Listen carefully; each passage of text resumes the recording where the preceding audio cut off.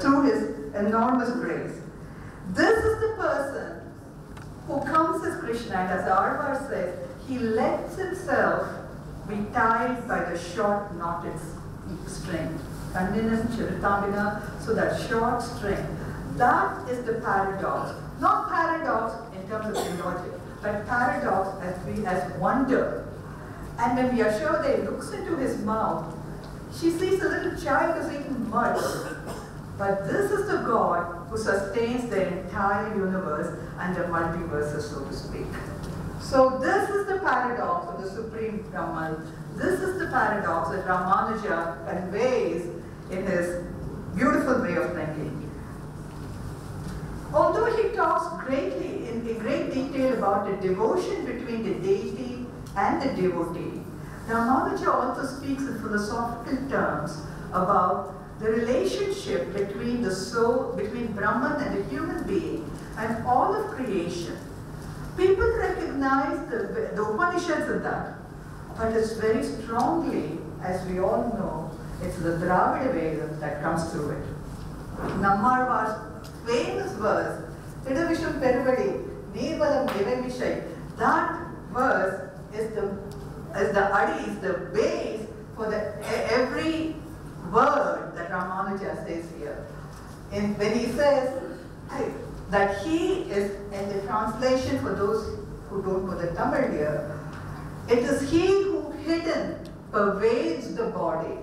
And this is the God who pervades the entire universe. So it is through this that he argues for the unity of the Supreme Being and all of creation, becoming all things spread on the certainties of sky, fire, water, wind. He's in each of them, hidden he pervades like life in a bottle. That is the beauty of it. Ramanuja's cousin Thirukurai Piran Pilla wrote the most beautiful commentary on this in Arairapadi. When he comes to this verse, he has the maximum number of quotations, scriptural quotations, beautiful quotations, and given the importance of the soul-body relationship of Ramanuja, it is not surprising that Pillan also stresses the same thing in almost exactly the same words of his master. Second, Ramanuja as a teacher's teacher. Here, I would like to say briefly one thing. Nammarvar's poetry, if you see it, although Ramanuja never wrote in Tamil, the Sanskrit echoes beautifully the teachers of the teachings of this mystic. Second, he's a teacher of teachers. What do I mean by that? He is, of course, a Bhakta par excellence. Both the Thiruvaimozhi and Ramanuja's philosophical frame provide the latitude for the infusion and the expression of deep bhakti of ardor. As many scholars know, philosophically balanced between Advaita and Dvaita, Ramanuja's philosophy becomes a model for all the later theistic philosophers. All the later philosophies of bhakti, which also seek to place themselves in this place. Ramanuja is the teacher's teacher, an acharya for acharyas. We see an acknowledgement of this thought in the Gaudiya tradition. Scholars today, such as Kiyo Okita and Jonathan Edelman, have discerned Jiva Goswami's philosophy to be close to that of Ramanuja. Commenting on Dr. Okita's book, Edelman observes, Okita suggests that on the issue of God's relationship with the world, Jiva Goswami is nearest to one philosopher, to Ramanuja. He says that Sridhara Swami emphasized Advaita, the Abheda part, whereas Madhva emphasized the Dvaita, the Bheda part. Yet Ramanuja spoke of Vishishta Dvaita, the non-duality of quality, thus giving the Abheda and the Veda. More explicit is the connection between the philosophies of Vishishta Dvaita and that which emerged from from Gujarat, the Swaminarayan Sampradaya. In his Shiksha Patri, Sahajanand Swami states clearly that the school of Vedanta is Ramanuja's Vishishtadvaita, and that he accepts Ramanuja's commentaries on the Brahma Sutras and the Bhagavad Gita, and yet aligns himself completely with Ramanuja in his Vachanamrita. Arguably, there are differences between all these schools of Vedanta. Nevertheless, we note that how the Acharyas expressed their admiration for Ramanuja and his teachings in their works. Third, Ramanuja as a Bhakta. Ramanuja as a Sri Vaishnava Sampradaya reveres as a profound Bhakta. Every phrase, every sentence in the Gadyatraya shows us passionately for grace, his articulation of Parabhakti, Parajnana, and Paramabhakti. He follows Yamuna in his understanding of Bhakti Yoga. And just as Yamunacharya distinguished between the Bhakti Yoga and yet showed his Sharanagati in the Stotraratnam, the jewel among the Stotras, Ramanuja too shows his devotion in the Gadyatraya completely. He also shows his devotion by encouraging the many commentaries on the Tiruvaimuri and asking his own cousin Pindan to write on the Tiruvaimuri, just starting a whole lineage of commentaries, including that of a woman called Tirukoneri Dasiye, who wrote a wonderful commentary on the Tiruvaimuri itself. The social and challenging the social hierarchies. Ramanuja's stories, we know, are many, are legion, in which he has challenged the norms. Usually, these challenges are grouped by scholars in multiple ways. One, his connection with Nammarwar or Maran, who composed the Tiruvaimuri and other works. Second, Ramanuja's, of course, Nammarwar's presence is always seen in the Shatari. And Ramanuja was always at the feet of Maran. Second, is seeking out Kanchipurna as his teacher. Third, his revelation of the sacred mantra, the Ashtakshara, to a large congregation in the Tirukoshtiyur temple. And fourth, challenging of ritual purity. He would go to the Kaveri holding the hand of Asar and come back holding the hand, or go there holding the hand of Mudalyanda and come back holding the hands of Asar. So I will be very brief here given the time. So what I would briefly like to show is that in Tirukoshtiyur, which many of you may have gone to, the most famous story of Ramanuja going after being tested by his teacher 18 times to come and being sworn to secrecy, he climbs on this and gives his teaching to all the Sri Vaishnavas in the congregation here. What's interesting is that one of the earliest Guru Parampara Prabhavams, the Arayapadi, says, very short on the story, Ramanuja, with a mission to be accomplished, went the very next day and graciously revealed the supreme secret to the Sri Vaishnavas who were in the Tiruvolanam, the inner court of the Kainkarya, the lord of the town. Very short. So what he's saying is, what has happened is, he's not giving it to all and sundry, but he's giving it to people who have some devotion to Vishnu already. And he has redone the hierarchy, the social hierarchy, with that of Bhakti completely. And this may provide the key to the understanding of all the other relationships, even the relationship with Kanchipurna and other people who initially refused to be his teacher, and Ramanuja insisted and became their disciple. Finally, we go into, this is Tirukoshtiyur, the place where he actually revealed the secret. Let's fast forward to the 21st century, the final segment of my talk today. A philosopher does not have to be relevant for all times to be great.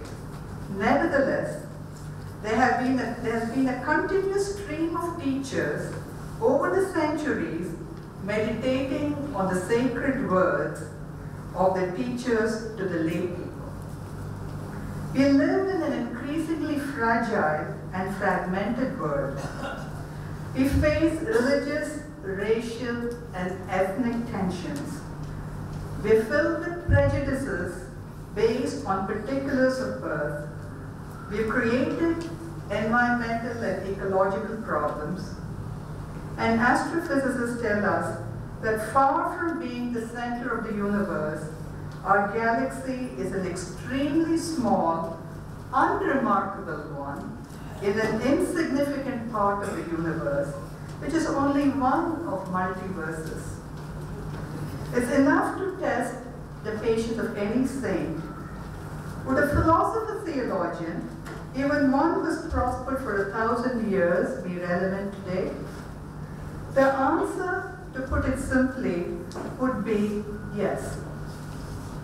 Ramanuja's prioritizing the integrity of character and bhakti over circumstances of birth is a lesson that is self-evident and perhaps the most immediately relevant for us.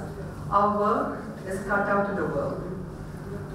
For the first time in history, in the last 3 centuries, since Hindu texts have been translated into English, they've become part of the world's heritage of wisdom. They're no longer just the property of the Sri Vaishnava community. All over the world, people have access to them. Thus, not just the lay Sri Vaishnavas or members of other communities, but practically anyone can pick up a text of Ramanuja and read it and interpret it in their own ways. Thus, Ramanuja's works have been translated. He's now on websites and Ramanuja.org, and his works have been translated continuously for the last more than a century now. Rudolf Otto, after that, wrote a book, India's Religion of Grace and Christianity Compared, focusing on Ramanuja. We have the works of many people, John Carmen, Julius Lipner, and of course Frank Looney here, who have been interpreting this in terms of comparative theology and understanding Ramanuja.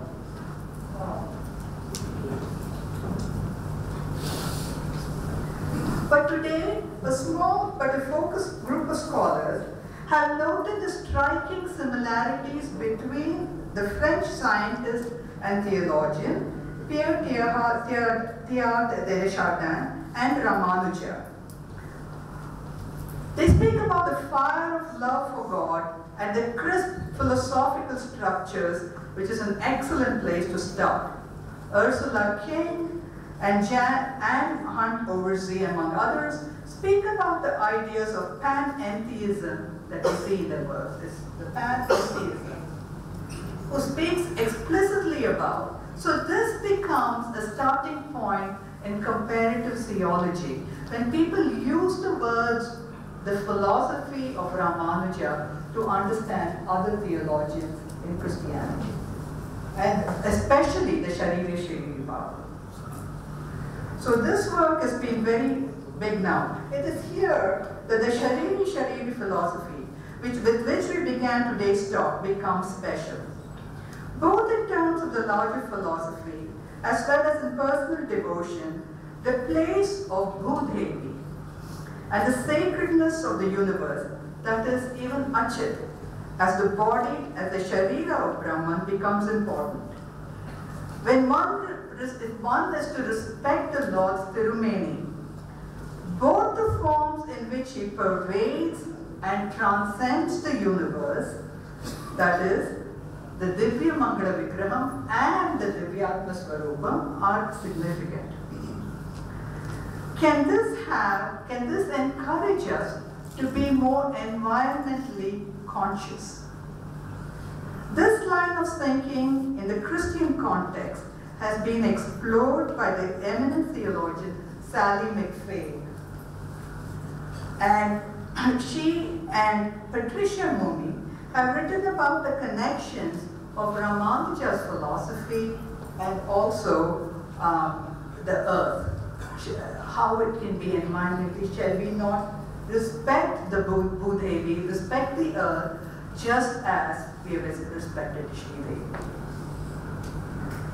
If we think of this earth, the cosmos, as the body of Brahman, from the philosophical perspective on one hand, and on the other, in terms of personal devotion, conceptualize earth as Bhudevi, can we get a theological framework which will inspire us to conserve, nourish, and treat our planet with respect? Vedanta Deshika, in his beginning verses of the Yatiraja Saptati, speaks about us being immersed in Yamuna. While the context leaves no doubt that this is Ramanujacharya, the extended double reading of the verse is also apparent. Yamuna is the teacher and the sacred river which is mentioned twice in this work. And yes, it is the pristine Yamuna which cleanses us spiritually, but physically we've done everything to contaminate her.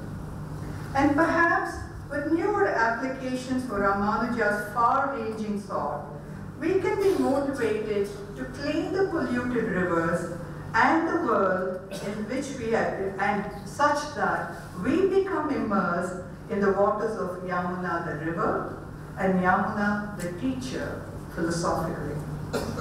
That in itself can be the last word for now, but there's one other point I'd like to highlight today. Anyone who's been listening to the news or following such stories even remotely can tell you that cosmologists and astronomers speak about the Big Bang theory, and astrophysicists have been coming up with gigantic numbers of galaxies.